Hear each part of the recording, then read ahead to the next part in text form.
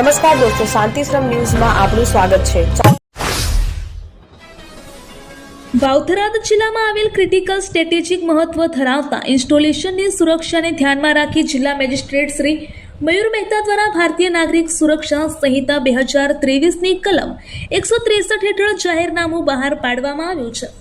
જિલ્લામાં આવેલા critical strategic મહત્વ ધરાવતા કુલ 6 રેડ ઝોન ઇન્સ્ટોલેશનનો નો ફ્લાય ઝોન જાહેર કરવામાં આવ્યા છે। આ જાહેરનામા અનુસાર વાવથરાદ જિલ્લામાં આવેલા નીચે મુજબના 6 સ્થળોએ ડ્રોન ચલાવવા અથવા ઓપરેટ કરવા પર પ્રતિબંધ મૂકવામાં આવ્યો છે।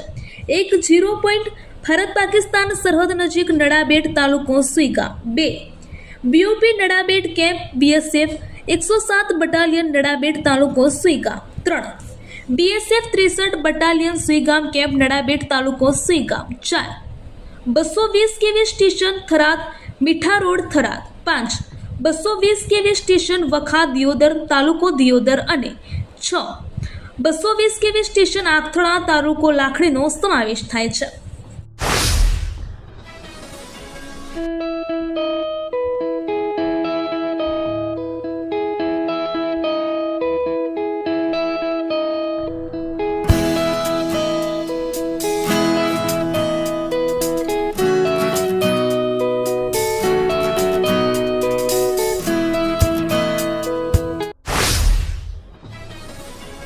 વાવથરાદ એપીએમસી હોલ ખાતે વાવથરાદ જિલ્લા ભારતીય જનતા પાર્ટીની મહત્વપૂર્ણ સંગઠન બેઠક યોજાઈ હતી। જિલ્લા ભાજપ પ્રમુખ ડોક્ટર નરેશભાઈ ઠાકોરના અધ્યક્ષસ્થાને યોજાયેલી આ બેઠકમાં સંગઠનને વધુ મજબૂત બનાવવા, સરકારી યોજનાઓ લોકો સુધી પહોંચાડવા અને આગામી કાર્યક્રમની સમીક્ષા પર ચર્ચા થઈ।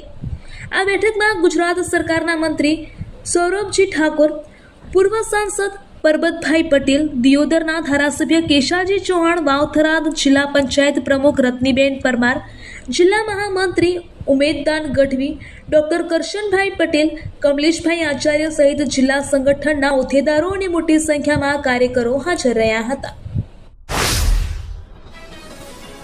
બનાસકાંઠા જિલ્લાના અમીરગઢ તાલુકાના ધનપુરા ગામે 25 લાખના ખર્ચે નિર્માણાધીન ગ્રામ પંચાયત મકાનની કામગીરી સામે નબળી ગુણવત્તાના ગંભીર આક્ષેપ થયા છે। સ્થાનિકોએ આ કામગીરીમાં બેદરકારી દાખવવામાં આવી રહી હોવાનું જણાવ્યું છે। ગ્રામજનોના મતે આ ગ્રામ પંચાયત મકાનના બાંધકામમાં હલકી ગુણવત્તાવાળી સામગ્રીનો ઉપયોગ થઈ રહ્યો છે। ઉપસરપંચ અરવિંદભાઈ ઠાકોરે જણાવ્યું કે ધાબા અને આરસીસી કામમાં બીમના તમામ લોખંડના સળિયા દેખાય છે અને તેમાં પૂરતો માલ પણ નાખવામાં આવ્યો નથી। તેમણે બીમ પણ નબળા હોવાનું ઉમેર્યું હતું। દિયોદર ખાતે શ્રી આદર્શ વિદ્યા સંકુલ મેદાનમાં આજે તાલુકા કક્ષાના ભાઈઓના કબડ્ડી રમતોત્સવનો પ્રારંભ થયો છે। આ સ્પર્ધામાં દિયોદર તાલુકાની પ્રાથમિક શાળાઓની કુલ 30 ટીમોએ ભાગ લીધો છે। આ રમતોત્સવમાં અંડર 14 કેટેગરીમાં 14 ટીમો, અંડર 17 કેટેગરીમાં 12 ટીમો અને અંડર 19 કેટેગરીમાં 4 ટીમોનો સમાવેશ થાય છે। દિવસભર ચાલનારી આ સ્પર્ધામાં ટીમો એકબીજા સાથે ટકરાશે, જેમાં વિજેતા ટીમો આગલા રાઉન્ડમાં આગળ વધશે।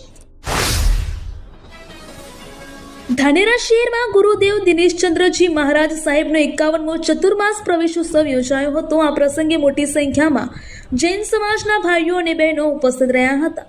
આ ચતુર્માસ પ્રવેશોત્સવનું આયોજન શ્રી રાજસ્થાન સ્થાનકવાસી જૈન સંઘ દ્વારા કરવામાં આવ્યું હતું।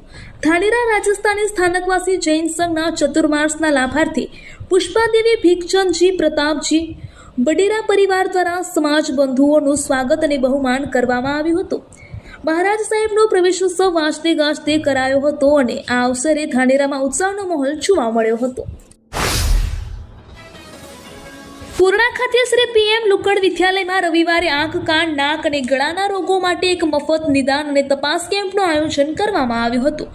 સંતોકબા જોરાવરસિંહજી વાઘેલા ચેરિટેબલ ટ્રસ્ટ પૂર્ણાના સહયોગથી અને મફતસિંહજી વાઘેલાના સ્મરણાર્થે આ કેમ્પ યોજાયો હતો। આ કેમ્પમાં આંખના દરેક રોગોનું નિદાન તેમજ કાન, નાક અને ગળાના વિવિધ રોગોની તપાસ કરવામાં આવી હતી। આ કેમ્પમાં નિદાન થયેલા દર્દીઓને રાહત દરે મોતિયાના ઓપરેશનની સુવિધા આપવામાં આવશે। ઉત્તર ગુજરાતનો એકમાત્ર multi city mall happy mall જે આવેલ છે જિલ્લાના વેપારી મથકો દિયોદર, ભાભર, રાધનપુર, વરાહી અને થરાદમાં, જ્યાં મળશે આપને વ્યાજબી દરે જીવન જરૂરિયાતની તમામ વસ્તુઓ તેમજ કપડાં, ગિફ્ટ આર્ટિકલ, પ્લાસ્ટિકની તમામ સામગ્રી, ક્રોકરી અને બીજું ઘણું બધું વધારે. તો આજે જ આવો હેપી મોલ અને કરો ખરીદી તમારી મનગમતી વસ્તુઓની.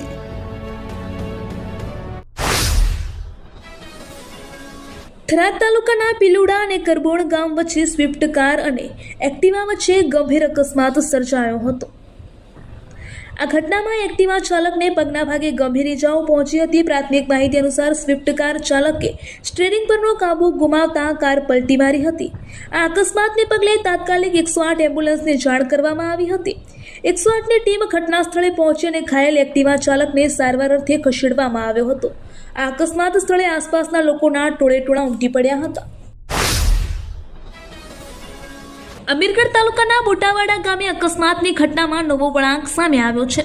અકસ્માત થવાથી વ્યક્તિનું મોત થયું હોવાનો ગુનો નોંધાયો હતો, પરંતુ પરિવારે હત્યાની શંકા કરતા પોલીસ તપાસ બાદ અંતે જમીનની અંગત અદાવતમાં ગાડીની ટક્કર મારી હત્યા કરી હોવાનું સામે આવતા પોલીસે આરોપીને ઝડપી પાડ્યો છે. જર જમીન અને છોરું, ત્રણેય કજિયાના છોરું કહેવતને સાર્થક કરતો કિસ્સો બનાસકાંઠાના અમીરગઢના બટાવાડા ગામે જોવા મળ્યો છે. જમીનની અંગત અદાવતમાં ગાડીની ટક્કર મારી પોતાની બાજુમાં રહેતા ખેતર માલિકને પતાવી દીધો હતો. જો કે પહેલા તો આ સમગ્ર મામલે અકસ્માતમાં મોત થયાની અમીરગઢ પોલીસ સ્ટેશનમાં ફરિયાદ નોંધાઈ હતી. જો કે પરિવારજનોએ હત્યાની શંકા જતા પોલીસને સમગ્ર ઘટનાથી વાકેફ કરતા પોલીસે આ બનાવને લઈને તપાસ હાથ ધરી હતી. ગુજરાતમાં હાલમાં એકસાથે 3 શક્તિશાળી વરસાદી સિસ્ટમ સક્રિય થતાં ચોમાસું ફરી જામ્યું છે, જેના ભાગરૂપે આજે સવારે 6 વાગ્યાથી બપોરે 2 વાગ્યા સુધીમાં રાજ્યના 93 તાલુકામાં વરસાદ નોંધાયો છે, જેમાં વલસાડમાં વધુ 3.5 ઇંચ વરસાદ ખાબક્યો છે. હવામાન વિભાગે આગામી 7 દિવસ સાર્વત્રિક વરસાદની આગાહી સાથે સાથે આજે નવસારી અને વલસાડ માટે ઓરેન્જ એલર્ટ જાહેર કર્યું છે. તેમજ દરિયામાં ભારે પવન ફૂંકાવાની શક્યતાને પગલે માછીમારોને 4 દિવસ દરિયા ન ખેડવા કડક સૂચના અપાઈ છે. બનાસકાંઠાના થરા શહેરમાં વરસાદી પાણીના નિકાલની સમસ્યાને લઈને કાંકરેજ ધારાસભ્ય અમૃતજી ઠાકોરે નેશનલ હાઈવે ઓથોરિટીના અધિકારીઓ સાથે સ્થળ નિરીક્ષણ કર્યું હતું. શહેરના બંને સર્વિસ રોડ પરની ગટર લાઇનોમાંથી વરસાદી પાણીનો યોગ્ય રીતે નિકાલ થતો નથી. આ પરિસ્થિતિને કારણે સ્થાનિક પ્રજાજનો, રાહદારીઓ અને વેપારીઓને ભારે મુશ્કેલીઓનો સામનો કરવો પડી રહ્યો છે.